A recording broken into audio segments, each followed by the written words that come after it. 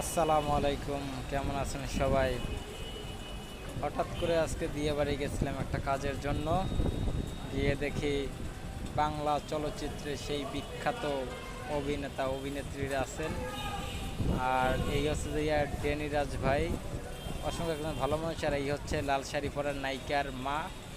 আর ওই যে বসা আছে বাংলা সিনেমার দজ্জাল শাশুড়ি রিনা খান। আর একটা কথা না বললেই নয়, রিনা খান ছবির মধ্যে যেরকম খারাপ আচরণ করে, বাস্তবে তার ব্যবহার খুবই জঘন্য। কারণ আমি সামনে থেকে দেখছি তার ব্যবহার খুবই জঘন্য, তার ব্যবহার একটু ভালো না। কারণ পাবলিক প্লেসে সে মানুষের সাথে যে কীরকম বিহেভ করছে আমার নিজে কানে শোনা।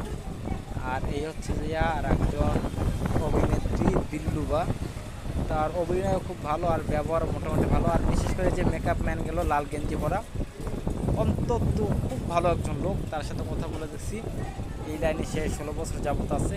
খুব ভালো লোক, তার ব্যবহারে এত অমায়িক, তার কথাবার্তা অনেক সুন্দর। আর এখানে ফেসবুক কন্টেন্ট ক্রিয়েটারের অনেকেই আছে যারা ফেসবুকে শর্ট ফিল্ম করে। কিছু লোক আছে এখানে, আপনারা চিনতেই পারছেন, দেখতেই পারছেন তাদেরকে। দিয়াবাড়ি উত্তরা সেক্টর, দিয়াবাড়ি, এখানে উত্তরা সেন্টার।